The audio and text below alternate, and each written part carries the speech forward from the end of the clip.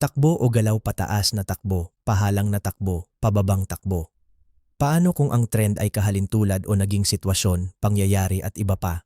Si Mr. Swamp ang kumakatawan sa downtrend, samantalang si Mr. Plains ang kumakatawan sa uptrend. Unang round.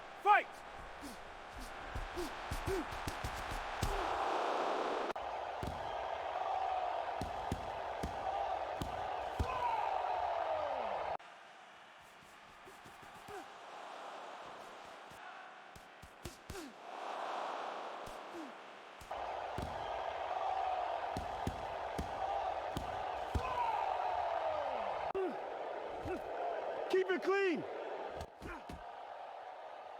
Watch the low blows. Come on.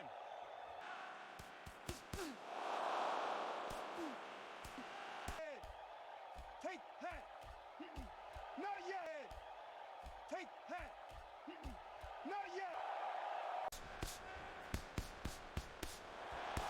Marso 2, 2026, GBP/USD 1.348. Unang round GBP/USD 1.3402. Bumaba ang presyo ng GBP/USD dahil si Mr. Swamp ang kumakatawan sa downtrend. Ang unang round ay pumabor kay Mr. Swamp. Katapusan ng unang round, pagitan o panahon ng pahinga. Ikalawang round. Keep it clean. Fight. Right. Keep moving. Watch the head. Watch the head. Take that. Not yet. Break it up. Keep it clean.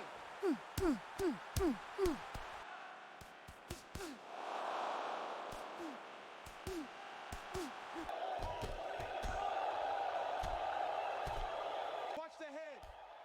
Take that. Not yet.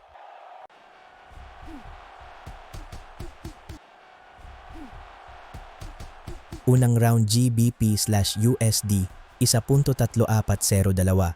Ikalawang round GBP/USD 1.3317. Bumaba ang presyo ng GBP/USD dahil si Mr. Swamp ang kumakatawan sa downtrend. Pabor pa rin kay Mr. Swamp ang ikalawang round. Katapusan ng ikalawang round, pagitan o panahon ng pahinga. Ikatlong Your round. dollar days are done. Thanks. Not on my watch, pal. Now, keep it clean.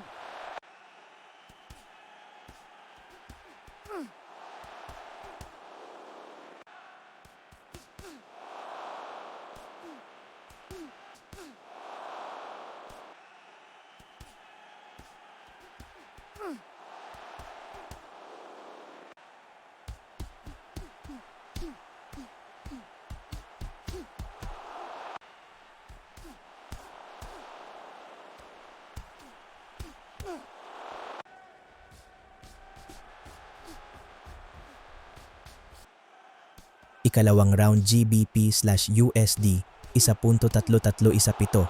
Ikatlong round GBP/USD 1.3327. Tumaas ang presyo ng GBP/USD dahil si Mr. Plains ang kumakatawan sa uptrend. Pumabor kay Mr. Plains ang ikatlong round.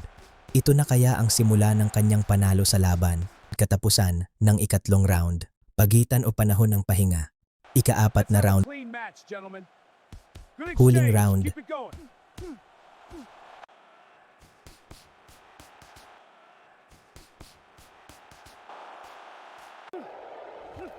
Keep it clean. Keep Unang it clean. round GBP/USD 1.3402. Ikalawang round GBP/USD 1.3317.